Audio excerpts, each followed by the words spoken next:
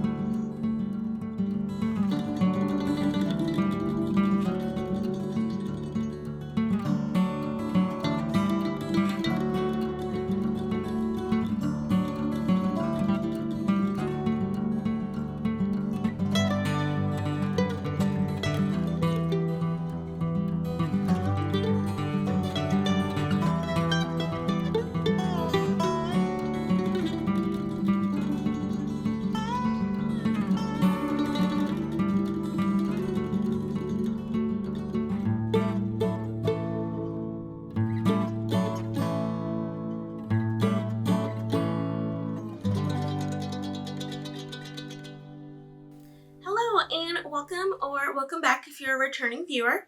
If you're new here, my name is Mia, and I am the maker behind Knit and Grace. And on this corner of the internet, I like to get up to all things fiber arts related. So primarily knitting, but there's also a lot of sewing that happens and sometimes a little bit of crochet. I put out episodes in the traditional project recap style, as well as making journals and fiber travel vlogs. And I am extremely passionate about making clothes that fit you no matter what size you might be. So if that sounds like something that you might be interested in, grab a cup of something cozy, click that subscribe button, and we'll settle in for today's episode. So today I will be sharing the traditional project recap. So everything that I have been working on since or everything that I finished since the last podcast, what I'm currently working on, and what I hope to be working on over the next month or so. But before I dive in, I wanted to start with a thank you, as I recently received a gifted pattern through Ravelry from my wish list. A lovely viewer of the podcast gifted me the sheep camp sweater by the Native Knitter, and I'm really excited to be able to knit that up this weekend with yarn, or this winter with yarn that I have in my stash. And if you didn't already know, there are a few options for supporting the channel monetarily in the description of all of my videos. However, simply liking and commenting makes sure that my content is pushed out by the algorithm, and those that might be interested in my content are able to see it as well. So I would really love to thank our lovely viewer for gifting me that pattern. So with that, I think we can go ahead and dive right in and get started with what I'm wearing today. So today I am wearing the Oolong tank by Aimee Sher, and this is a project that I featured in last month's podcast as a finished object. However, I had not taken any project pictures of it because I pretty much knit it up in a week before we went off to flock. So I'll be sure to insert those pictures here, and with that I can also share with you my flock outfit, which I promised in the flock recap video that I would share with you all. So as I mentioned in last month's video, this is the project that I knit up for flock, and it was perfectly weather appropriate. It was a bit warm the actual days of flock when we were in Seattle before it cooled down when we headed off to the peninsula. But yeah, so I wore this tank along with my Rujuta Chef Frida pants, which are just these lovely massive palazzo pants that I actually got more attention on my pants than anything else the entire weekend. But it was just an absolutely lovely experience, and I want to thank all of you that stopped by or stopped me, I should say, and said hi and told me how much you love watching these podcast episodes. It really made my day, just listening to all of the stories and you guys telling me what you all like to do while you're watching. And it's really what I love about going to these fiber festivals, not only getting to see some of my friends, but also being able to interact with you all. So if you want to learn a little bit more about my flock experience and you haven't already done so, I'll be linking the video down below so that you all can take a look at that, where you can see some of the footage from the weekend as well as everything that I got up to while I was there. In terms of the pattern itself, again, it's the Oolong Tank by Aimee Sher, and this is knit up in woolly knit 100% 4-ply cotton, and I pretty much, I made the size D, which is the 4th size, with a 2-inch bust dart, and I pretty much followed the pattern exactly to pattern. I used the recommended needle size. I didn't make any modifications other than putting in that bust adjustment. And if you want more details about this particular pattern, definitely be sure to check out my last podcast episode. So with that, I'm going to go ahead and get started on the finished objects. I don't actually have too much to share this episode, so I think it's going to be a little bit of a shorter one because my main project for the month was actually a sample that has now been sent off to Barocco, so I can't share that with you all. And I pretty much knit on that pretty exclusively throughout the month because it was a sweater and I had about 5 weeks to turn it around. So that was my main project. With regard to my sample knitting, I did want to mention that I don't always remember to sort of shout out the samples that I knit once the patterns are released when they are released. But if you're ever interested in any of the samples that I knit, I do update my Ravelry project pages with those pictures once the samples are released.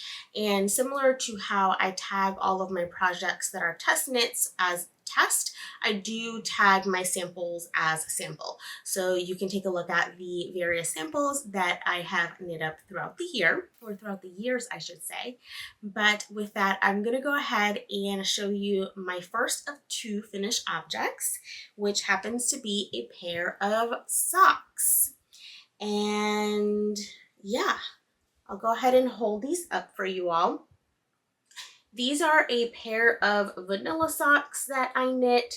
I was inspired by Summer Lee's Totally Rad Ribbed Socks when I came up with this color motif, but I used my own vanilla sock pattern that I like to use, and then what I did was I incorporated 3 stripes in stockinette here at the leg with the contrast heel and toes. I used my regular 64 stitch sock recipe. I knit my socks on US 1 or 2.25 millimeter needles. I did a 2x2 rib on here. The striping is in stockinette, and then I did a flat 3x1 rib along the leg and the top of the foot. The contrast heel is a peasant heel, which some people sometimes misname as an afterthought heel, but is technically a forethought heel because you put in your lifelines before you keep going with the foot, so it's not a true afterthought heel. And I knit these up in the Backcountry Knitter 2-ply sock that I picked up a few months ago when I was out in Salt Lake City. And the main color for these is Desert Rainbow, and the contrast color is Horizon. So these have not been blocked yet, which is why they're kind of a little funky on my sock blockers, but I'm really excited to have added these to my sock collection for the coming winter. And with that, I have my second finished object, and my second and last finished object for this episode, which is another pair of socks. And these are the Cafe Socks by Aimee Sher, which are currently in testing. And it just so happened that I finished my other socks as we were driving up to the peninsula on the Monday after flock. And Aimee released an email to return testers, inviting anyone to test. And I was like, I have zero business signing up for another test knit, but I have this sock yarn. I'm in the car. I have nothing to do. I'm happy to test for you. And they went ahead and sent me the pattern. And so I tested them. And so, yeah. These are pretty much, just a little bit spiced up vanilla sock pattern, which they will be releasing later this month in collaboration with Coast to Coast Yarn Co., I believe. And this is what they look like up close. The sock design itself is actually only designed with the contrast heel and toe, but I actually decided to add in some striping as well. With these, the striping is a little bit thicker, just 2 stripes instead of 3, and I worked these stripes up in the same pattern as the socks, since obviously they are a test knit, and these are a lovely flat 3x1 rib that actually extends all the way down into the heel. So it's a very seamless look. It has that heel flap and gusset. The heel flap and gusset features a nice high instep, which is nice because I have a high instep. And I also went ahead and added in a tiny little stripe at the toe as well. And so these are essentially the opposite of my other socks. These are also in the Backcountry Knitter 2-ply sock, and the main color for these is Horizon, and the contrast color is the Desert Rainbow. And after knitting these 2 pairs of socks, I still have about 30 grams of each of the colors, so I'm definitely going to have to figure out something else to do with them. But I just wanted to show you all both of the socks held up together because I think that they are so cute. Just a little matching pair of opposite socks, and I'm very, very excited to wear these this winter. So moving on to works in progress, I only have one project to show some progress on. You all might recall that I have a few other works in progress that I'm working on from the last few episodes. However, there was only one that I actually worked on after I finished the sample, and that is my book club cardigan by Sari Nordlund. So I'm going to be a little careful holding it up because I am just about done with the button band. This is what it looks like. It is turning out absolutely stunning, and as you can see, I just have a few more inches left of the button band there. It is a double knit button band, and I am absolutely loving this project. So I do have a progress keeper that I put in so I can show you the progress since our last episode. So let's see if you can see that in there. Oh, where is it? Right here. So this is where I was in the last episode. And so I finished knitting the body, and then I have been knitting the double knit button band, which is taking me forever.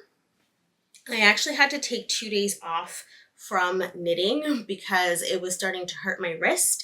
At work, I'm also creating a lot of trading materials at the moment because we are going live with another technology release, and that involves a lot of mouse work. So anytime I'm doing a lot of mouse work and a lot of knitting, my wrist just isn't too happy with me. So I did have to put the band down for a couple of days, and now I'm picking it back up to hopefully finish it. You will notice that the only thing left is going to be the sleeves. So I did choose to knit up the sleeves last because I think that that'll give me, once I pick up the sleeves, it should be smooth sailing from there.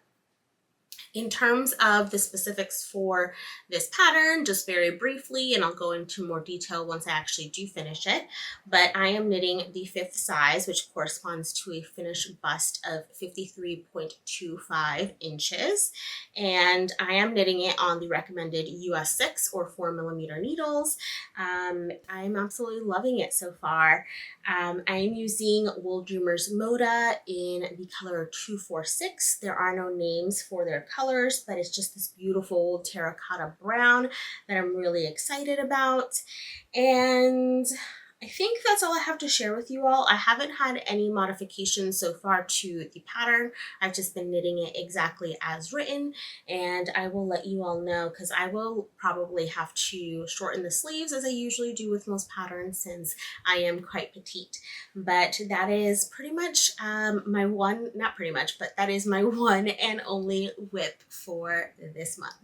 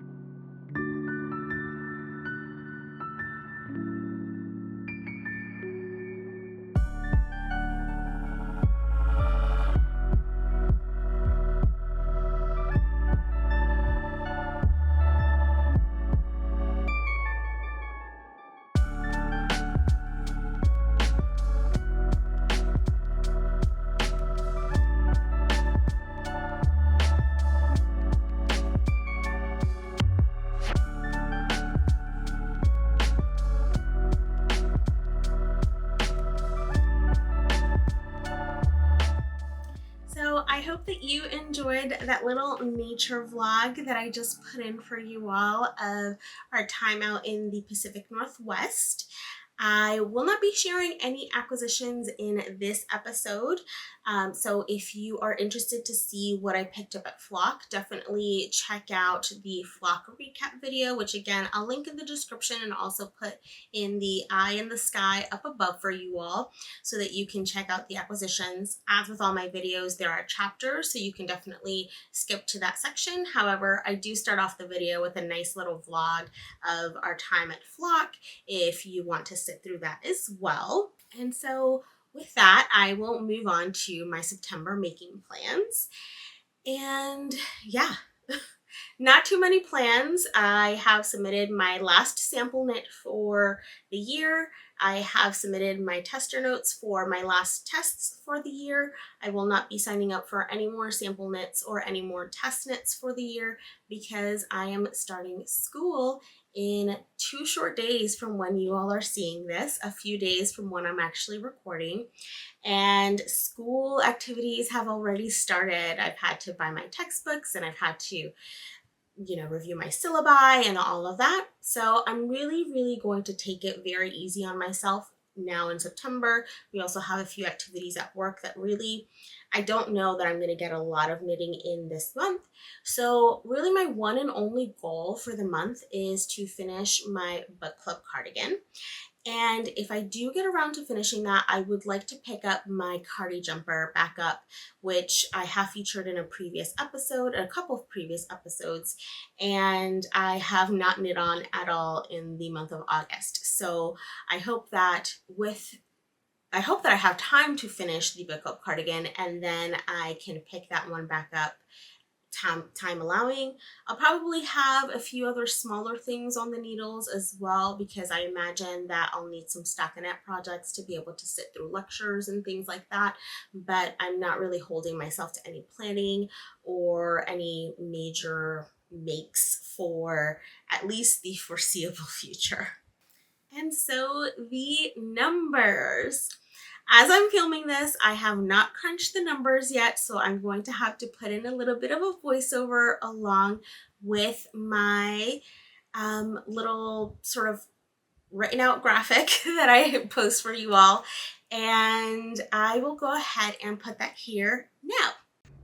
So as you can all imagine, these numbers are a bit crazy. So as a reminder, the in category is going to include any yarn that I have brought in, as well as any destashed yarn, which would be negative in this category. And the out category is only projects that I have finished. So for this month, that will be the 2 socks. So in the in category, we brought in 9,815 yards worth of yarn, and that is a lot. The out category, we had 581 yards, which are the 2 socks coming out, for a total of 9,234 yards in the black, or in the red this month. So that brings our total for the year to 21,242 yards into my stash. I have knit up 14,137 yards, so we are in the red by 7,105 yards for the year. So quite a bit of catching up to do by the end of the year if we want to hit a net zero goal. Okay, so I am sure that in my voiceover I am thoroughly shocked by the numbers update, because I know how much yarn I brought into my life last month, and it was a lot. So again, given the fact that I'm starting school and it's a busy time of year for me at work, I don't know what I thought bringing so much yarn into my life, but such is life. We had fun. We got a little bit carried away, and it is what it is. So those are the numbers for this month. So that is all that I have for you all today. I do have 2 more videos that are going out this month. So one is actually going to be up next week. It's another little surprise fall planning video if you caught my last one. And then I do have a project journal for the Hibernate pullover by Aimee Sher that is coming out later this month. So that project journal will release once that pattern is released, and I have yet to sit down and film it, so I do need to get on that. But I will be seeing you hopefully 2 more times before the next project update video. So I hope that you enjoyed today's video. If you did, please be sure to do all of the podcasty things, like, subscribe, click the bell icon so you're notified every single time I post a video. As always, be sure to let me know what you've been working on or what plans you have for this fall in the comments while you've been watching. And let me know if you're excited about all of the fall makes. I have officially, I should say, I have officially declared it fall in my life. We still have a little bit of heat here and there that's coming through in New Jersey before we properly cool down. We usually don't properly cool down until the end of September, but I'm ready for summer to be over. I'm ready for fall to be here. So it is officially fall in the Rosa Fisher household. I have declared it, and I'm really excited to get cozy and, sort of crack my books for school and get making some more cable things and some darker colors. And yeah, I hope that you are excited about the changing seasons up ahead as well. And with that, I will leave you until the next one. Be sure to continue to take care of yourselves, your loved ones, and each other, and I'll see you next time. Bye.